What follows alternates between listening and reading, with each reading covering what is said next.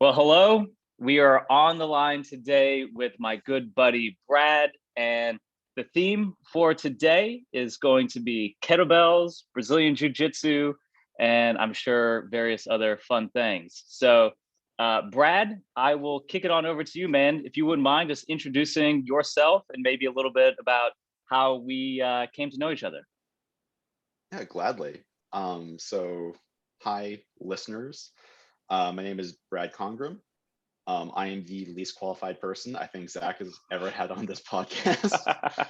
Um, so I guess the resume credentials would be I'm a data scientist in the administration of a university in Calgary, Canada. I have a master's of economics. I have a master's of higher education administration. Neither of those are at all relevant to what we're talking about.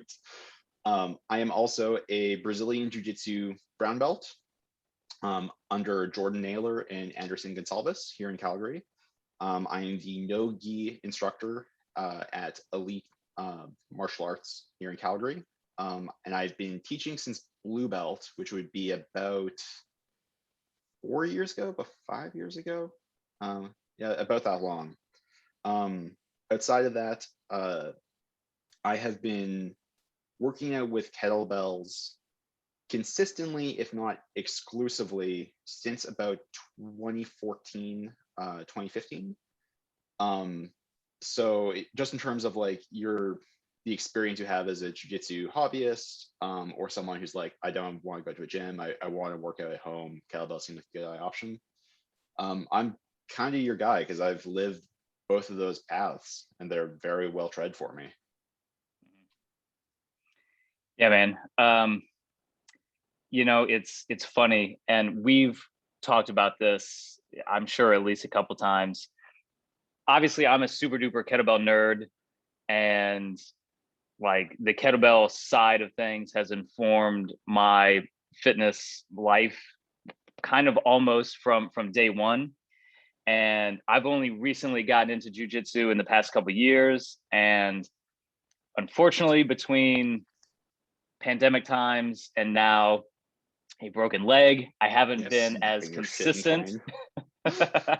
Yes. Yeah, breaking one's bones is not conducive to staying consistent with with rolling around with people who are also trying to break your stuff. But I I never appreciated the perspectives that I could gain around physical training that the martial arts side of things could provide.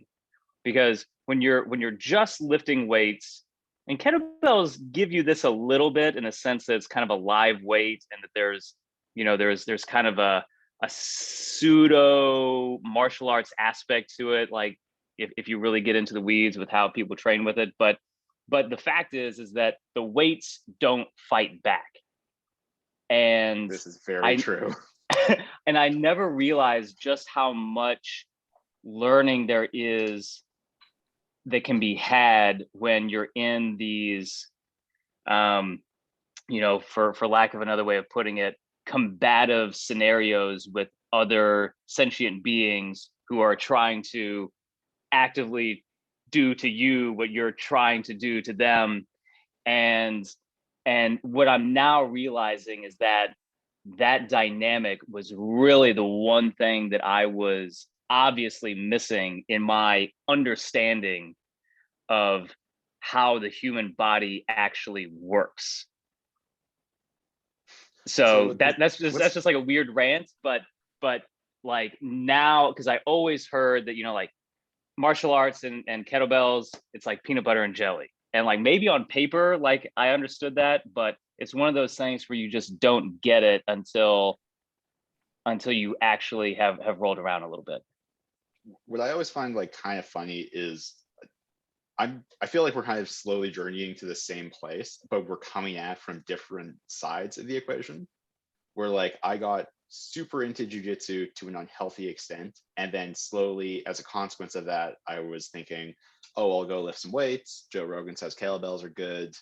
I want to feel less shitty. And then as I got more into that, I was like, oh, this is satisfying for its own reason. And I've been pursuing that more as its own pursuit. Whereas you came from the strength and conditioning side, and you're like, oh, jujitsu seems like a fun application of these qualities that I've developed. And now you're getting to that point where you're like, oh, yeah, strength and conditioning sort of matters, but like it's not the same thing.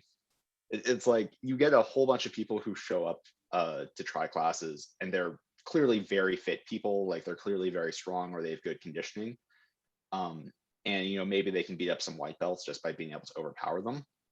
But then they go roll with a purple belt for the first time, and they just get devastated and humiliated. And they're like, oh, I didn't realize before that when I'm benching 315, the bench isn't actively trying to stop me from doing that. Yeah. And another way that I kind of look at it is it's almost like speaking a completely different language. Like speaking to your point, like if you're just like white belts, you can kind of like grunt and point to things and kind of communicate. But if you're rolling with somebody who's a belt higher, who actually knows what they're doing, it's as if they are speaking a language that you have never heard before, and they're just taking you to school, and you physically and mentally, it's like you're a fish out of water. So there's this really good analogy from a friend of mine up in Edmonton, Andrew Gummer, and he always describes jiu-jitsu exchanges as like having a conversation.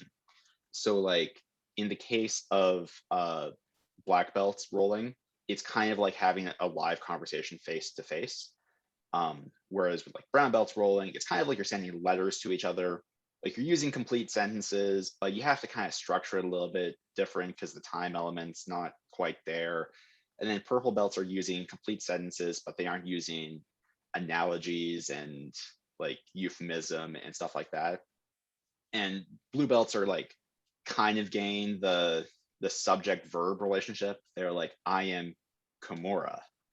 And then white belts are like, you ask them a question and their response is honk honk, I'm a truck. Because they're just going to try to power through everything that you throw at them. But I think the language analogy is actually a really good description of what it's like. I like that analogy more than people saying it's like human chess. Because like, well, chess, you have like deliberate turns. Whereas jiu-jitsu, like I don't have the option of you doing something, chilling out for 5 minutes and thinking about how do I deal with this? Because like you're just going to do something else, and then I'm screwed because you're going to choke me. Right.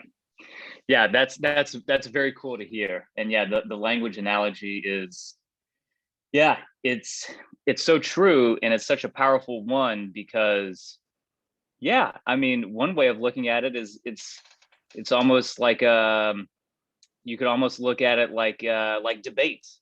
You're coming at each other, like he who has the best linguistic argument or most rational argument is he who is going to win the debate.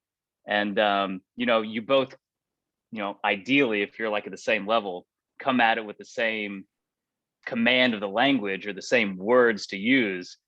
But just because you have a dictionary on your desk, doesn't mean that you can, speaking to your point, put together a rational argument to take somebody out following the analogy. So that's an interesting way of looking at it. So I did 10 years or something of French immersion in school. So like I have a decent command of the French language, but if you were to ask me to go and have a debate with a native French speaker who had like grown up in Quebec or grown up in France proper, like I would get destroyed, because even though I have like a relatively good comprehension and fluency in the language, I'm still using stuff that's going to sound like relatively simplistic in comparison to someone who speaks it natively. Yep, right. Like, same thing. Well, cool, man. Like, actually, I don't care about the analogy too much. If I go and roll with a pro, like if I go roll with Gordon Ryan, it's like that would be equivalent to, I guess, like trying to have a debate in Spanish with someone who's like the greatest Spanish author of the 21st century. Right. Well, cool, man. So if we backtrack a little bit, maybe to the earlier times in your jiu-jitsu practice, What are some things that you got right? What are some of the mistakes that you made along the way, and what are the lessons that you've gleaned? It's a pretty broad topic. So I got a lot of stuff wrong. Let me tell you that. Um, so I guess the quick story is like the reason I got into jujitsu was because back in like 2011, 2012, thereabouts. Um, my friends and I at university used to watch old videos on YouTube of old pride matches, and grappling looked cool. And one day, YouTube recommended to me, oh, look at this Ryan Hall versus Hermes Franca match from Grappler's Quest, and it was just grappling. They weren't allowed to hit each other. And Ryan Hall is this little skinny dude whose response to the match starting was he sat down immediately, and some wild spinny shit happened, and he ended up on the other dude's back and he choked him. And I was like, that is the single coolest thing I have ever seen in my life. So from there, I graduated, I moved back to Calgary, and I was like, okay, I gotta try this jujitsu thing. So at that point, I had been doing Filipino martial arts for like 2-3 years, of which there's like some grappling, I guess. And I thought, oh, I basically know this stuff already. Haha, silly me. Um, and I found the nearest jujitsu gym. I started there. I got destroyed by everyone in the room every night, 2 nights a week for about 4 months. And then I ended up moving to New Brunswick. And I moved to New Brunswick and was like, well, I guess I should just keep doing this because like I don't know anyone here. So this might be a fun way to meet some people. So I ended up training at a gym called Positive Impact MMA under Alex Soong, who's a very good black belt that most Canadians don't know about. And everyone in the gym was a minimum of 50 pounds heavier than me. The heaviest dude there was about 300 pounds. So I was about 170 at that point. So I was giving up 130 pounds every time I rolled with him. And I guess this is the first example of me like doing something good in jujitsu instead of just trying to like power through shit. I spent a lot of time on defense.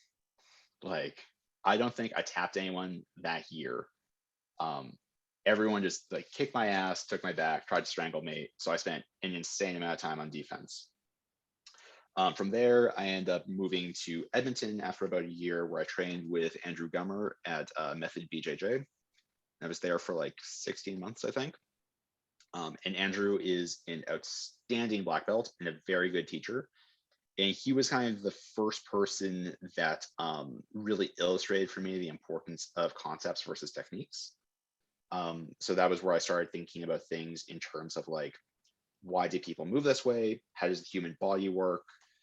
Like, if I throw someone into Kimura, why can they only rotate their palm downwards until a certain point, at which point their shoulder and their body has to follow it? And I think he had if not a background, he certainly studied a lot of anatomy to understand like why does jujitsu work. And I kind of planted the seed for how I now think about like how does stuff work, how does the human body move this way, why does jujitsu operate the way it does. Then after Edmonton, I ended up back in Calgary, where I started at Elite Martial Arts Calgary as still a white belt. The instructor there at that time was a guy named Kieran Cardinal, who is just I think he's still a brown belt. He's moved to Canmore recently, which is like this tiny mountain town. But like still one of the most outstanding jujitsu practitioners I've ever rolled with. And yeah, I've basically been at Elite since then. So like that's my story of how I got to where I am. So in terms of things I did right, when I was getting my ass kicked on the East Coast on a regular basis, I kind of rapidly abandoned the notion that winning was important. And it's surprisingly liberating where you just accept I'm going to lose every night for the next year. And I spent that time just focusing on like, you get told a lot of stuff when you're drilling techniques, like move your hips this way, put these frames in. So my focus shifted from like trying to win the overall role to instead just trying to do the thing I was told in class and trying to do it in these tiny exchanges, and sort of like reframing my concept of this is what I'm trying to accomplish and this is what victory means. Really helped me kind of advance my skill, because it wasn't about I have to escape, regard, arm drag, get the back, sink the choke. Woo, I'm amazing. And instead, victory turned into like, I'm going to get mounted by this giant of a human being. I just want to not get tapped. Like, I can't stop him from getting on top of me. I just want to get through 3 minutes with this giant trying to strangle me and just not get tapped. And I got strangled a lot. But like now, my mount defense, I think, is pretty good. Like as for hobbyist brown belts, I would go so far as to say I probably have an uncommonly good mount defense. And that's just because like I just reframed what I consider to be victory. So like cover the hip, get in your side, try to recover half guard, don't expose your neck, like all that stuff you're told, but you don't actually remember to do when the shit's really happening. Right. In terms of mistakes I made, so this is a long list. So I think the first is one's probably the product of just kind of how I am as a person.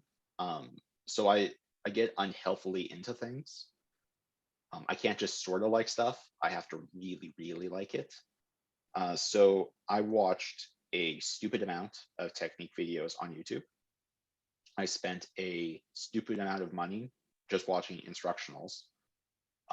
And this is back in the era when instructionals really sucked. Like you would buy a set from random person in the UFC and they would just throw, here's 15 moves in a row. They have nothing to do with each other. I have no context for why they work. I'm just showing like, oh, you grab the neck, you butterfly sweep, like magic. And I remember Kieran used to give me shit about this. Like he called it the spinny wheel thing.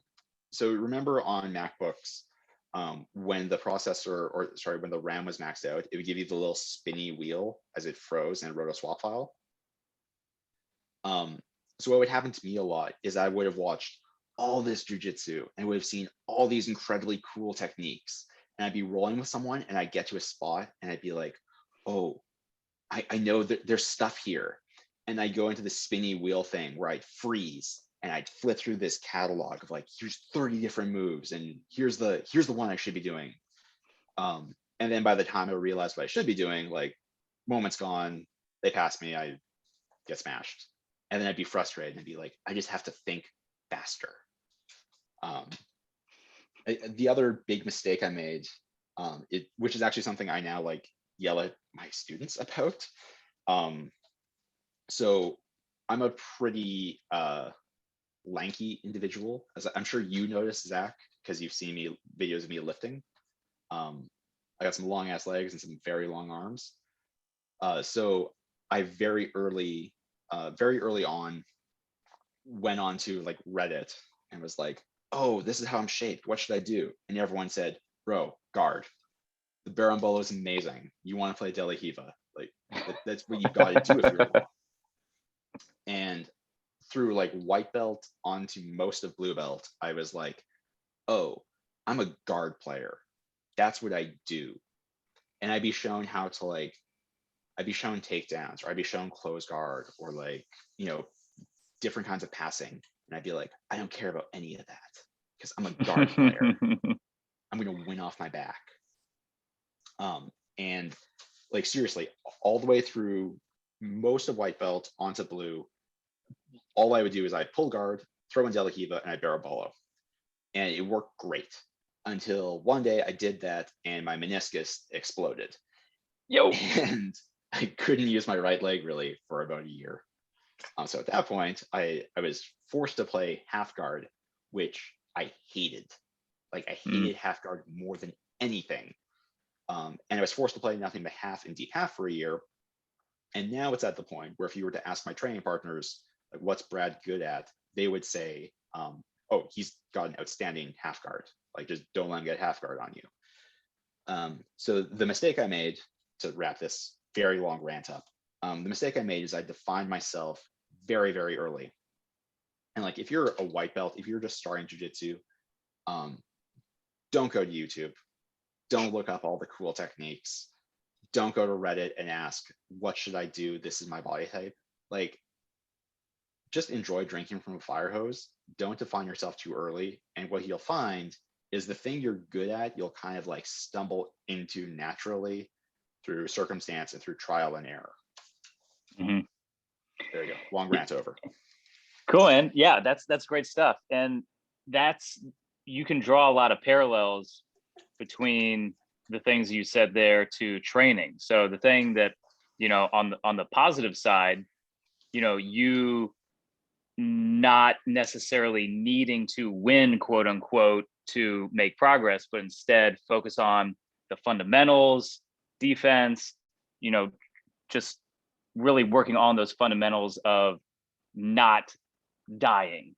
So in training, that's exactly the same thing. I mean, you just want to put your time in with things, exercises that may not be super duper Instagram worthy, but are going to give you the foundation for other exercises to make sense, or to being able to safely progress in weight. And then the same thing with like early specialization. I mean, that's another huge thing that we see in fitness. Like, you want to walk into the gym on the first day and be an Olympic weightlifter. That's super duper cool. Can you hold a plank first? Yeah. Can you do a look? pull-up? Yes.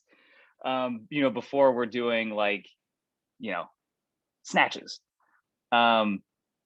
So yeah, great parallels to draw there, obviously with training. And so kind of shifting to the other, side of the coin here with our conversation, going into training, where did kettlebells or whatever other form of strength and conditioning training come into the picture?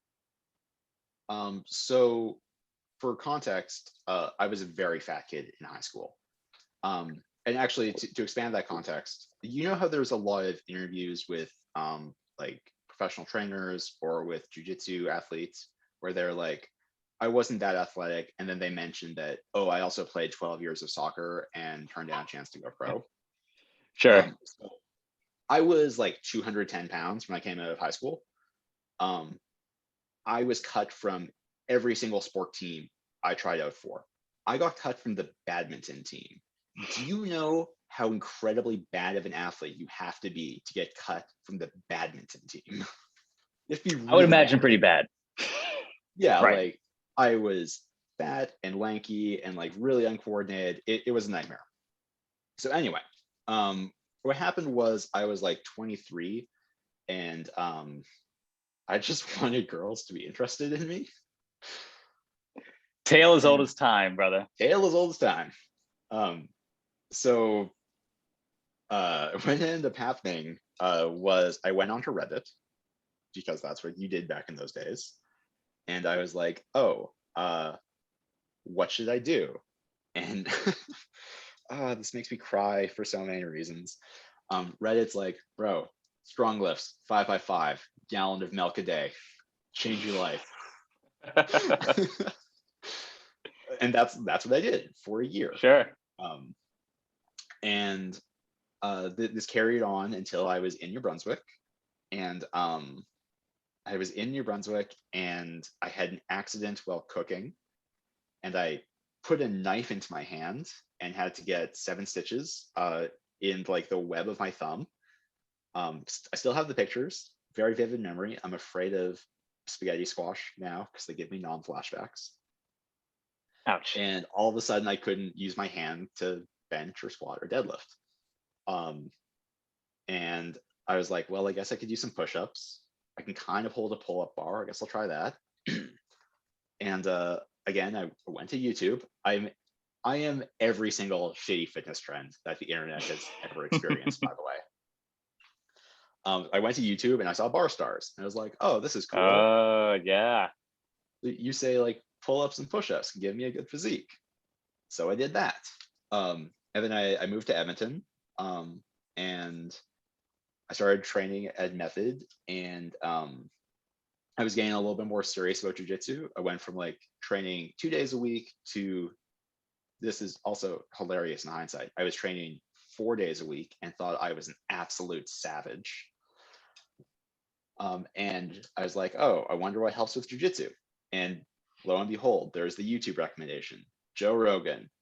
Hey, kettlebells, those are good for jujitsu. And I was like, well, I kind of hated powerlifting, and I tried the BarStarzz thing. It didn't really do a lot for me.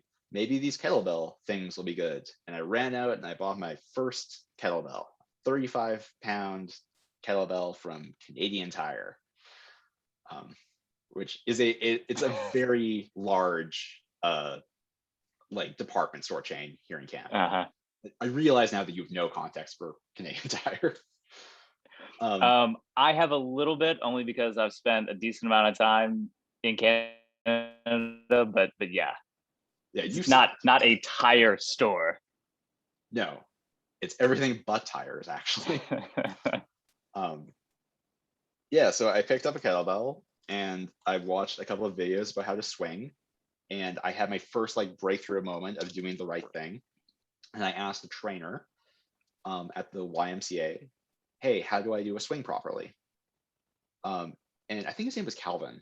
And to his credit, looking back, he actually did teach me how to do the swing correctly, which keeps this from being a disastrous story.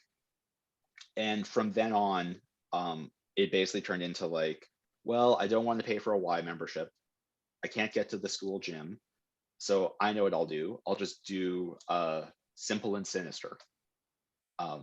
And I'll just do a lot of swings with this tiny kettlebell, and I'll do a lot of Turkish get-ups, and I'll do some pull-ups and some push-ups at home. And that'll be what I do. And cut forward 6 years, and that's still kind of the core of what I do. But to be fair, like I think every single good strength training program that involves kettlebells is going to be built around some variation of squats, swings, presses, pull-ups, and I don't know, some accessories outside of that. And yeah, so basically since that day, or since I accidentally stumbled into kettlebells because Joe Rogan suggested them, I have been strength trained primarily with kettlebells. And because I can't sort of like things, I've just been sucking up as much knowledge as I can left and right. And actually, so you probably remember this. For viewer context, once upon a time, I hired Zach as my online coach. And I think the time we were working together, every time you would send me a program, I usually responded to you by saying like, oh, are we doing this? Is this why this exercise is in this place? Is this why we're using this structure? And you do stuff like that for 6 years, and you try to pick apart why things are working, and you read enough explanations of why programs are structured the way they are, and you kind of learn some stuff. Mm-hmm. Cool, man. So like, so with the, like you said, it was like the 35-pound kettlebell. Obviously, it sounds like you got in a good foundation, like with that weight. And then obviously now, like your kettlebell collection has grown to, I mean, I know you've got up to a beast now. So, so like swings, get-ups, that's like the foundation. Is there anything that you like kind of kept in your toolbox, either from working with me or otherwise, in your kettlebell experience? Like what have you done, in addition to or since just like the swings and the get-ups, with that original weight? What what are like the big rocks in your kettlebell training journey? So something I got from you, I used to think overhead presses were kind of pointless. And actually, pointless isn't the right word. I just didn't think they were. I didn't think they were like super useful. But ever since I worked with you, overhead presses are a staple in what I do. So like I will do some relatively high volume pressing sessions at least twice a week. And usually in my off days, I'll still, periodically grab the 28 kilogram and do a couple singles throughout the day. Bottoms up work, I also used to think was just a gimmick. One of the things I got from you and the amount of bottoms up work you had me do, which was substantial, is that it's like really good for teaching the correct groove for overhead pressing. I think the other thing that I've picked up is I used to have this belief that if I'm hitting like 5 reps with a weight and I go up to the next weight and I can't get like 3 reps or whatever, you're like, oh, I'm just a failure because I can't progress super fast. And now I've kind of shifted my mindset to boring is good. Like if I'm pressing like the 24 kilogram, for example, I can press that for probably about 8 reps on my right. And the plan is I want to press the beast by the end of the year, at least for a single. So now, before I would have been like, I'm going to press this for 8 reps. I need to hit 5 with next weight up. If I can't hit 5, something's wrong. I need to rethink everything I'm doing. And now I'm pretty happy to just go weeks at a time, just pressing that 24 kilogram for relatively high volume and just accumulating a lot of practice at that weight. And then I'll, occasionally I'll heat check some higher bells. And then, see how the heat check feels in a couple of weeks, and then I'll move up. Like once I feel confident that I really own the weight I'm working at. And actually, I went on a little spree on Instagram where I hit a whole bunch of PRs in the space of like 4 weeks or something. And almost every single one of those PRs I hit was from this heat check philosophy. Where like I'll have done all my work, my normal workout. Time will roll around. I'll look at a heavier bell and I'll be like, I wonder if I can press that. And I'll just go try it. Sometimes it goes up and I'm like, yay, let's put this online. And most of the time it doesn't, but like sometimes it works. Yeah, dude, yeah, being okay with like the boring stuff, finding like the simple joy in the boring stuff is a huge part of training. I mean, I would imagine that goes for strength and conditioning and, to a large degree, like Jiu-Jitsu. Oh yeah. Although, with Jiu-Jitsu being a little bit more dynamic, you could construe that things are a little bit more fun as long as you don't mind getting tapped out every 23 seconds, as has been my experience. But yeah, it's important to have that like weeks long or months long timeline, like in your mindset when you're training. So that's a great way to look at it. Just looking at things in 4 to 12 week blocks where it's just like I'm just cruising, making little jumps where appropriate. And then once, as I say, once like the skills and the strength marinates into your muscles, then speaking to your point, you heat check something and sometimes it's there. Sometimes maybe you're having a bad day and it's not, but that's kind of how you surprise yourself and how you can kind of how you can make, these stepwise jumps in your progressions where you're here for a long time and suddenly, you're here, and lather, rinse, and repeat. I think saying like you have to let it marinate is a really good way of describing it, actually. And I guess the other point is like, I read this a couple days ago. Like PRs are like peaks, right? And the problem with peaking is that you necessarily have to go back down from there. Like it's a peak. Right. Yeah. Yeah. And yeah, I think it was maybe Mark Rifkin, who's a big name in the kettlebell community, says, when you hit a peak, you have 2 options. You can step down from a peak or you can fall off of it. So yeah. Either way, you're coming down. Yeah. Well, cool, man. So I was just going to throw out that I think jiu-jitsu kind of works like that as well. So like you've only been training for like a year, 2 years, I think. I mean, two Yeah, I years, but mean, like, practically like one continuous year, yeah, yeah, before it's been, pandemic. the last year was weird for everyone. But like I think one of the things that you'll find, or everyone will find, is that you have this kind of same experience where like you hit a peak and everything's working. And you're like, God damn, no, I can pass everyone's guard. I'm just like taking everyone's back. All my subs are landing. Like I am the single greatest person who has ever tried jujitsu ever. And then immediately, like the next class, it's all gonna fall apart. You're going to get destroyed by everyone.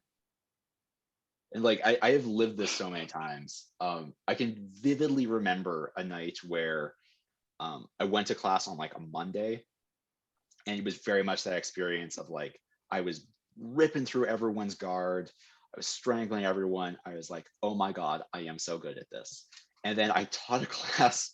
Oh god, I taught a class on a Wednesday, and my first roll was with a blue belt, and he faked a shot, and I sprawled on it.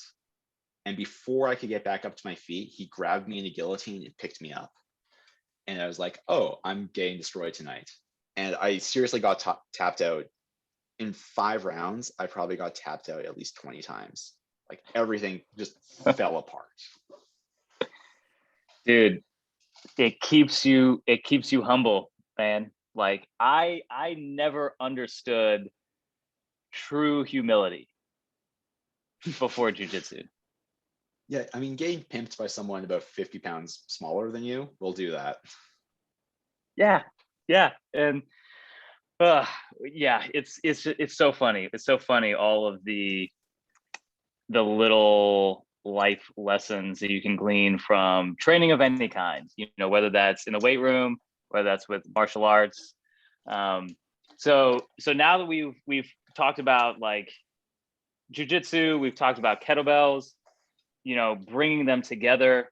I will say, you know, like there's like the obvious kind of false promise with like sports specific training that usually just doesn't translate like the layperson thinks it does. Like, for Yeah. example, like if you're a basketball player, you don't want to practice with a heavier basketball. Like that's like not how it works. Yeah, like Um, I kind of generally think that the notion of sports excuse me, the notion of sports specific training is kind of bullshit. yeah, yeah. So I will say, and I'm curious to hear your thoughts because obviously you bring a much deeper perspective to this than I do. But I will say, like the one obvious thing that just clicked for me, like right off the bat in jujitsu, that was a skill that I had obviously cultivated through like the kettlebell swing and deadlifting, is the hip bridge, is just Yeah. popping people off of you. So like the one thing that I was just really good with, like right off the bat, was that if somebody was on top of me, if I got my feet planted, I could bump I could bump a huge guy right off of me. Now I could, Yeah. it would, the angles would have to line up and I would have to time it just right. But like that hip bridge was just like the one thing where I was like, okay, it's a power swing, and it just worked. Yeah. You got it immediately. Um, Yeah. this is like a weird comment to say to someone, but from what I remember, you're also like packing a Pixar mom style rear end. Like you have a lot of lower body mass. That's hopefully I Yeah, can still say the same thing in not for 4 months, long. but yeah. Um, yeah, I I think the notion of sports specific training doesn't, it only applies at like, I would say genuinely elite levels of a sport.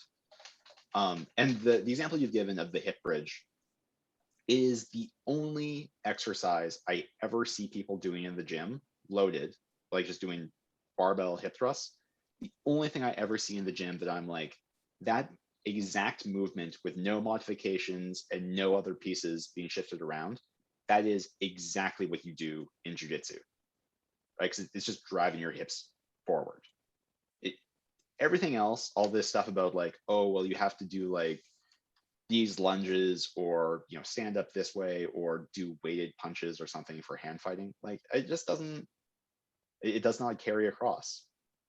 And like, what's his name? There's a guy from England. His name's William Wayland. He owns a company called Powering Through. So he's a jiu-jitsu brown belt. He's very jacked. And I think he's also the strength and conditioning coach for like the United Kingdom Golf Association or something. And on his Instagram, he talks about this a lot, where like people will think that they can drive the ball farther when they're golfing if they do a lot of swings with the weighted clubs. And he's like, no, just go squat. Like those are the muscles you actually need to be strong. It's not the movement pattern you need to be strong. Right. But yeah, so as kettlebells tie into this, I think, so we talked about this before. I think one of the traps that's really easy to fall into with jiu-jitsu is it's really easy to fall into the sport specific trap, you know, as we just covered. It's also really easy to fall into the trap of thinking that you need to train like a professional athlete. And like the amount of work you're doing off the mats, excuse me, the amount of work you're doing off the mats should kind of like scale to your level of dedication or your level of enthusiasm, I guess, for jiu-jitsu itself. So like if you're doing this twice a week, you think it's fun, you want to do it for a while, and you just want to not hurt, that doesn't sound like a prescription for you need to be lifting with a full suite of accessories as heavy as you possibly can 4 days a week. Like the reason why Romulo Bahal lifts as much as he does, or the reason why Dante Leon lifts as much as he does, is not because they're training twice a week. It's because these are legitimately world-class athletes who are trying as hard as they can to be the single best person in the world at their activity. Like, why would you try to imitate that kind of training and that kind of dedication for something that is just a hobby for you? Like, it makes no sense. Yeah, dude, that's a common trap that a lot of people fall into. I mean, we see that in, you know, fill in the blank, powerlifting, Olympic lifting, CrossFit. It's like we have these, you know, we have the monsters on the pedestal, and that's our frame of reference. And it's like, yeah, sure. If that's your career, if that's what you're dedicating your life to, but even in that case, you know, you got some time before it's appropriate to have that type of conversation around that style of training. So yeah, I really like that kind of heuristic where it's like, well, and then the way that I put it is the pie chart of your life is only so big. Like you only have so much time, energy, resources. And so, you know, you just want to be very honest with yourself and what is going to be appropriate for you to handle and support what it is that you're actually doing. So yeah, if you're a hobbyist, then there's a style and an amount of training that is going to support your hobbyist level. Yeah. And it scales to there. And like there's this analogy from a guy named Chris Houth. I'm just like dropping names everywhere. So Chris Houth is a triathlete coach. And he's coached like some pretty high level endurance athletes. Like he was Rich Roll's coach when Rich Roll was like, oh, I'm just gonna do 5 Ironman triathlons in 7 days. That's a great idea. And Chris Houth has this analogy where he talks about the stool. And the idea is like the stool represents your life. And one leg is your career, and one leg is your family, and one leg is your sport, and, you know, like however many legs you need to make the analogy apply to you. And like the legs don't all have to be the same length. The stool just has to not fall over. In terms of my like, you know, lived experience, I've had stretches where like I was out of school and I was single, and my job was going great, but I was new, so like it didn't really intrude onto my life. So like I had all this extra time to put into jujitsu. I needed the shortest possible family leg and the shortest possible school leg and like all that stuff. And like I made massive strides in my jujitsu at that point because I could go and train 7, 8 times a week. Like I got keys to a gym, I could get training partners, and I made a ton of progress really fast. Then like at a different time, I had a girlfriend and I was still at my job and I was doing another master's like in my spare time. So I didn't have as much time to allocate towards jujitsu. So like I didn't get better as fast as I was before. Instead, I was very much just maintaining my level. And I think one of the things that's very frustrating about the online jujitsu culture and also online fitness culture to an extent is there's very much this idea out there that if this isn't the number one priority in your life, like not only is that bad, but it is actually a moral failing. And you are a bad person for this not being the most important thing in your life. And you don't even deserve to do it. And I find that incredibly frustrating because like if you have a 40-year-old dad come and try jujitsu and he's got kids that he wants to see that week, and maybe he wants to do a little bit of overtime in his job, it makes no sense for me to imply to them that actually if you quit jujitsu, it's because you were a bad person and you were unworthy of doing jujitsu. Like, nah, man, dude's just got other priorities, and it's okay to focus on other priorities and come back. Yeah, man, that's huge. That's absolutely huge. And yeah, you're right. You see that in niches of all kinds. And yeah, it's just kind of weird because everybody likes to ride around on their high horse. Everybody likes to have their flag on their hill. And there's oftentimes a lack of empathy for real life. So yeah, there's like, family, there's jobs, there's careers, and yeah, and even though like I've dedicated a huge part of my life and my career to something like physical training, kettlebells, all that stuff, like my job is never to expect anybody to dedicate anything close to that amount of energy, time, or resources to what I have. It's my job to see how I can filter that expertise into what's going to be appropriate for somebody's life, how that's going to fit into the pie chart, or how that's going to fit into one's stool, so to speak. So yeah, that's all huge. Here's a question for you. Would you ever tell a client that they aren't trained enough or that they have to train more or harder? I probably would never say that. I would say, I would frame the conversation as to, if I'm speaking to the client, what is it that you want? No, that and makes more sense. and if they say, well, this is my priority, like let's say, fill in the blank, deadlifting 500 pounds. Deadlifting 500 pounds is my priority. I'm going to say, are you sure?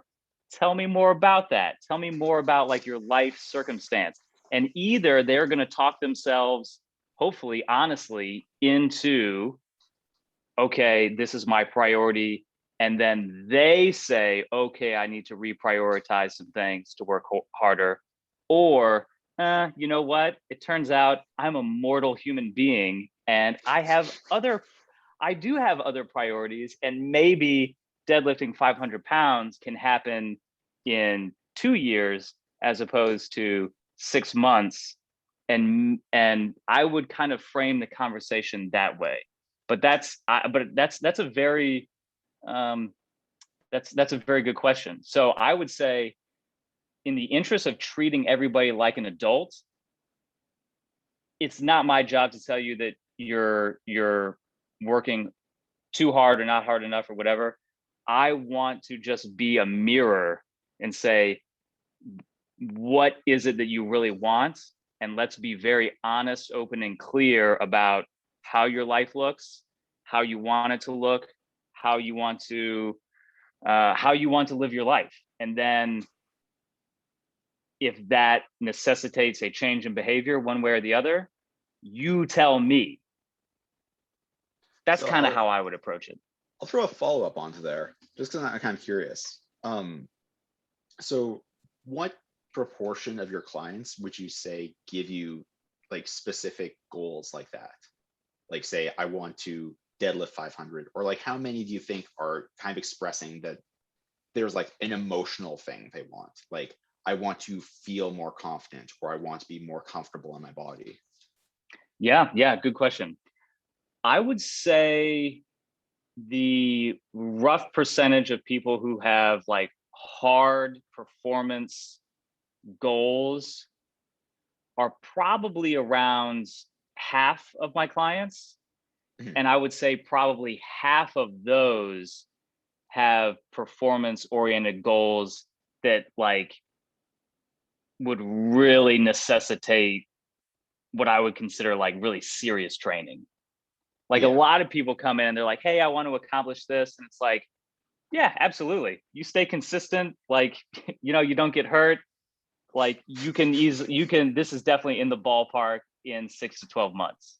But also on top of that, I would say 100% also have that emotional goal of just wanting to feel more confident, just wanting to engage in a consistent and smart, physical training practice. Yeah, I can see that. Um, I think goal setting is kind of like a weird thing. Like both for fitness goals or like career goals, or like even jujitsu. Like if you have someone come up and say, like, I want to deadlift 500, like, do you ever push back and say, like, why that number? Like, if you deadlift 495, would you get the same thing? Yes, 100%. And I would kind of lump that into that same conversation of like, okay, what are your priorities? What are your real goals? So it all kind of ties back into what does that deadlifting 500 mean to you? Yeah. And if there's a strong enough why, then they will do it, and I will be happy to support. But a lot of times, which is kind of what I think you're getting at, and this happens a lot, is that there isn't a strong why behind it.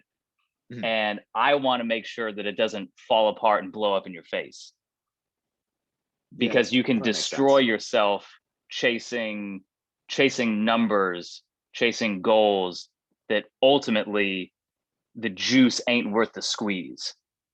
So it is important to have those kind of those deeper conversations of like, okay, 5 years from now, like, how do you want your life to look? How do you want your body to feel? Like, what do you want to be doing in the long term? And is this thing going to help or unnecessarily hinder that longer term goal? Yeah, like I'm a super goal oriented person. So I remember when I started working with you, it was because I was supposed to be going on a trip to the Philippines like 7 months later. And I was very specific, like, I am planning to propose to my girlfriend on a beach, and I want to look good in that picture. And like that was it. And then I started throwing all these caveats onto it. It's like, and I want to keep doing good in jujitsu, and this, and this, and this. And I think the most important thing that I got from you is you had a conversation with me where you just point blank said, look, you're trying to catch like 7 rabbits. You can't catch 7 rabbits at once. Like, just get stronger. It will take care of 90% of the stuff you care about. So like, let's just focus on getting you strong. And that was very useful for me. And like now, I still give myself, I think New Year's resolutions are stupid, but I do like to give myself annual goals where it's like, I want to accomplish this year, and here's why. So my goals for this year were that I want to overhead press the 48 kilogram bell. I want to press the beast. And I want to achieve a one arm chin up. And my why for this was because accomplishing both of those things necessarily requires me to get stronger, and getting stronger, I believe, will make me feel better in my day-to-day life because I won't feel as run down and beat up from doing all the jiu-jitsu I do. And like if I don't press the 48, like if I hit the 44 this year and I don't hit the 48, like that's fine. The amount of juice I got out of that squeeze, I think is worth it. And likewise, if I can't do a one arm chin up, but I can, my max chin up with a weight goes up to like 48 kilograms, like that's still significant progress. Like that's still a lot of strength in my back and my shoulders. That's going to keep me from getting destroyed when I'm rolling on the mats. I kind of like an overall philosophical statement. I think a lot of people who start to get really into fitness and stuff, they don't give themselves like good goals, if that makes sense. Does that make sense to you? Because Totally. I'm kind of intruding in your territory now.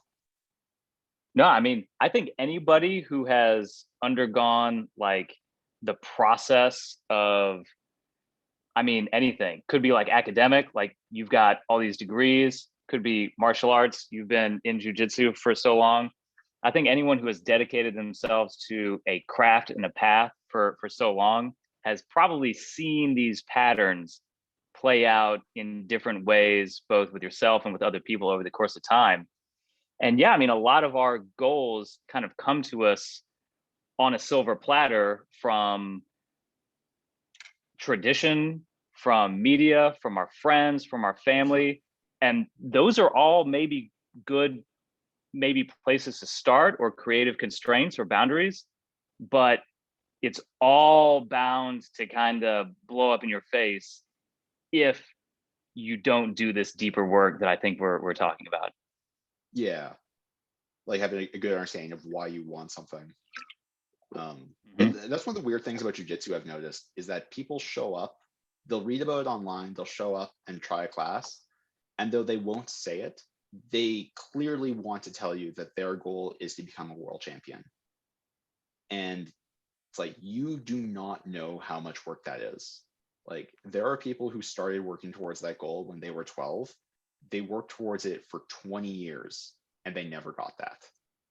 And I'm not going to say it's a bad goal or that having like ambitious goals is a bad idea, but you should articulate like what is it you want out of that.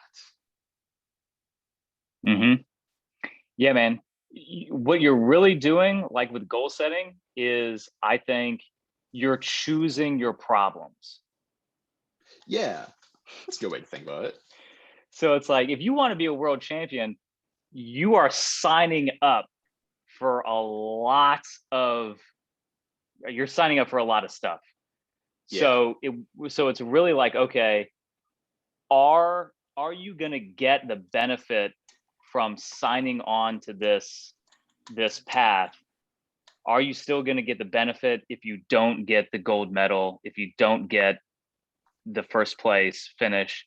And I think if you can honestly say, hey, I am the type of person who signs up for these problems. If you can kind of have that internal conversation, and if I get the gold, great. If I don't, I have enough internal satisfaction that will drive me. That's fine. But that is the paradoxical nature of goal setting. It's like if all you want is the gold medal, and you're not giving credence to the set of problems that you're signing up for to get there, then again, there's going to be this mismatch at some point along the path. Is probably going to be ugly.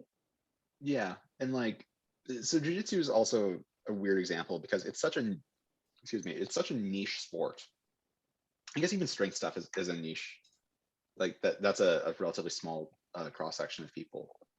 So like, um, when people say things like, "Oh, I want to win like IBJJF Worlds," like, okay, you understand that So you don't know how hard that is, first of all. And also you understand that at the end of it, literally no one's going to care. Like the people you train with will care, and that's it. That's a hard pill to swallow Yeah. And because like nobody's gonna care as much as you. yeah, and like I've given myself a goal that I want to do my SFG1 certification in August, right? Which to kettlebell people, that's not even like a super lofty goal. They're like, oh yeah, that's like running a marathon. That's lots of people do that. That sounds good. Um, but like I've had to kind of sit down and internalize and say like, I am doing this for my own satisfaction because it's important to me and the work that goes into it is important to me. Recognizing that literally no one's going to care about this. Like I could come back from that certification and tell my fiance, I did it, honey. I got the piece of paper. And she will be happy for me for literally 5 seconds. And then it's gone. Dude, I can totally relate. I can totally relate. I mean, anything, and I'm not a super duper like world class athlete. I have, I've got some credentials, some cool things under my belt, but like I've gotten a bigger kick out of anything that I've done in the gym, any certifications I've got, any accolades I've got. I've gotten the biggest kick out of it. And friends, family, as much as they support me, like most people just don't get it. Yeah. And B, like the ones who do, like the ones who are in your niche, they'll give you props. Like it's all fun and games, but like it's like water off a duck's back. 10, Yeah. 15 seconds later, it's like, okay, like attention span spent. What's the next thing? Yeah, So exactly. you gotta do it for yourself, no matter what the goal is. Yeah. Like I don't have any like real good follow-up thoughts on that. I do think goals are important though. Like it's like let's think about strength training. So if your goal is just I'm going to do some stuff with some kettlebells because I don't want to hurt at jiu-jitsu. Like, okay. So you just do that forever until you die. Like I can see how your motivation would be hard to keep up. And like for me, even like when I think about my goals in jiu-jitsu, there are some like tournaments I would like to win and some stuff I'd like to achieve. But like fundamentally, all I really want out of jiu-jitsu is I just want to be good at it because the activity itself is what I like. Doing jiu-jitsu for jiu-jitsu's sake is enough for me. And I get why a lot of people who come to the gym start it, they get beat up for a couple of weeks, and they're like, "Oh, I just do this forever and get like abused until I quit." And I understand why that's a really hard sell.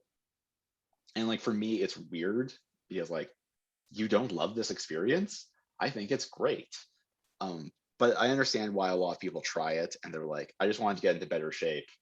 After a year, they're like, I am now in better shape. I'm not sure I want to continue getting crushed.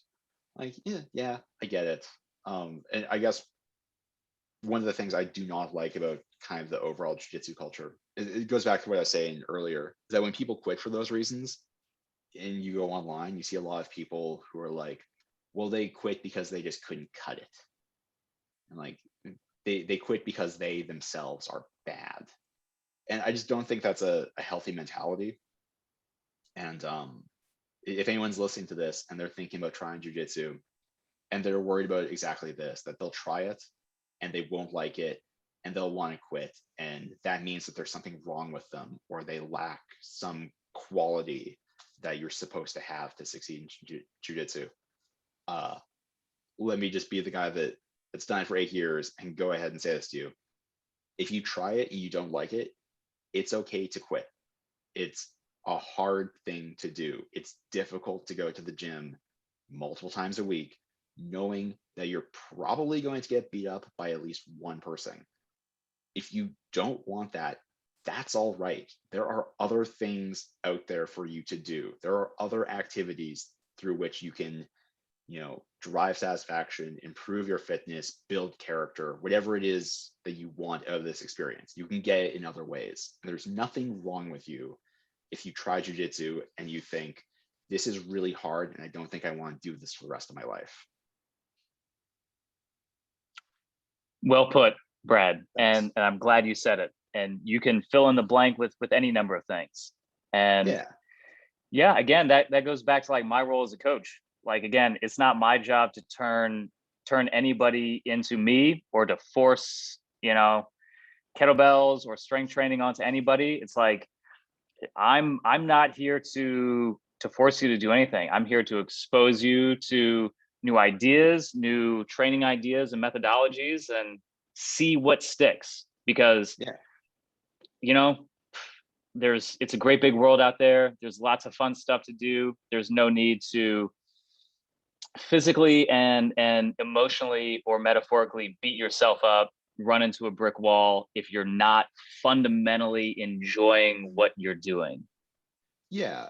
And like, if you're struggling, thinking about the kettlebell stuff specifically, like if you're trying to work out with kettlebells or, really anything, and like you are trying to get stronger or you're trying to achieve some goal and you aren't making progress towards it and you're getting frustrated trying to come up with different ways to attack that problem, like one of the nice things about hiring a trainer like yourself, Zach, is that you can just take all that worry and stress and like all that energy you're putting into what should I be doing, what should my plan be, and you can just pass that on to someone.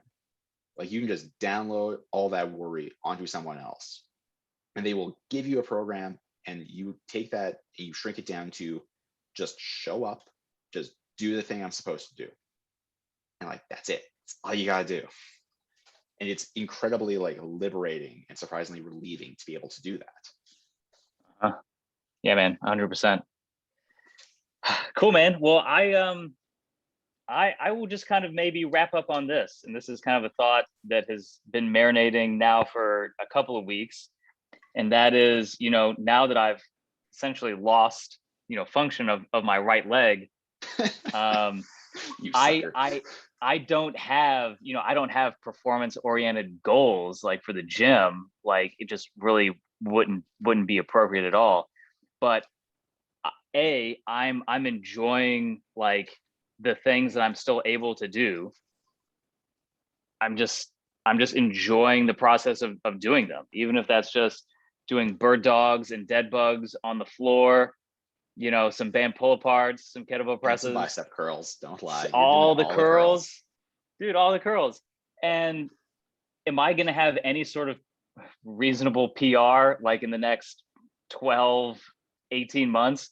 Probably not, but it's highly unlikely. And I don't even, I'm not even trying to make any of those goals. But like the cool thing is that I just enjoy doing it, and you just do it for the sake of doing it. Yeah. And that's something that really clicked for me, years ago. And I kind of go through waves of appreciating that.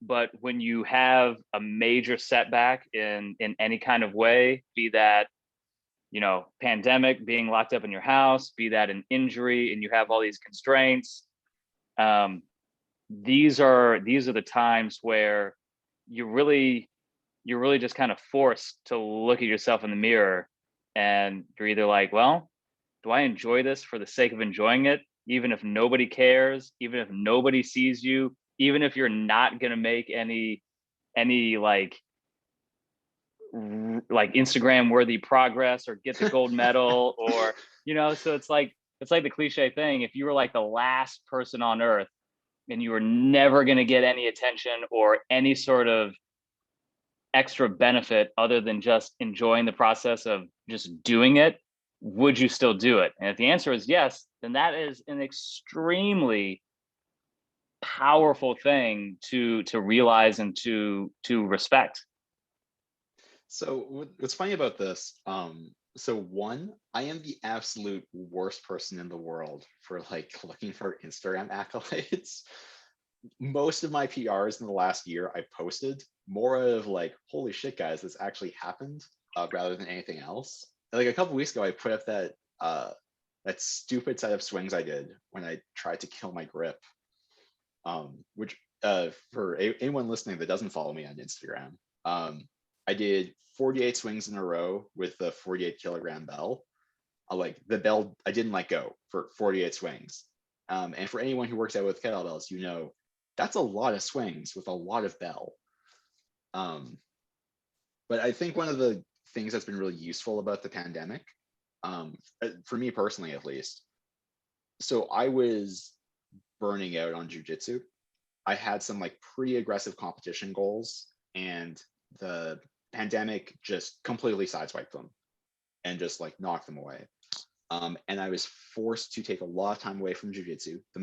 I think when I tore my meniscus, I took maybe a week off, and then I was back in the gym training with just one leg. And then after surgery, I think I took maybe like 2 weeks off.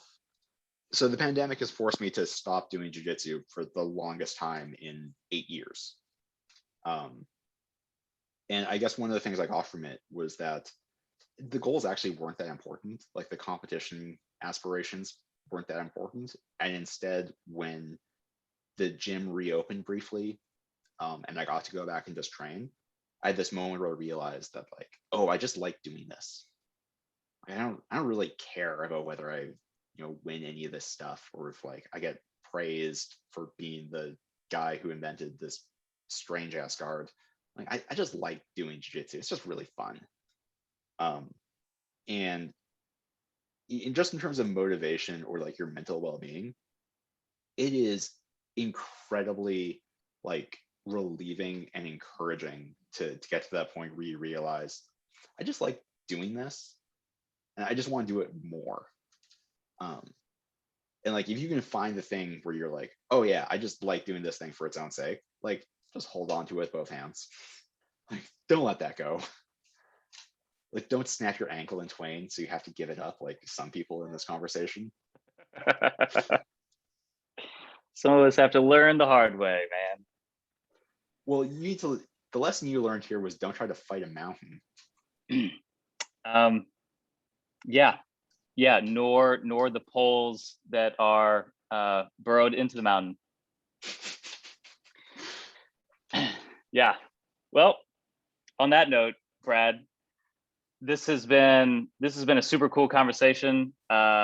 You've been a great resource for me as I kind of began my jiu-jitsu practice. I think as we were working together, and yeah, you're an amazing resource. So I thank you so much for your time today, for sharing your stories and your perspectives.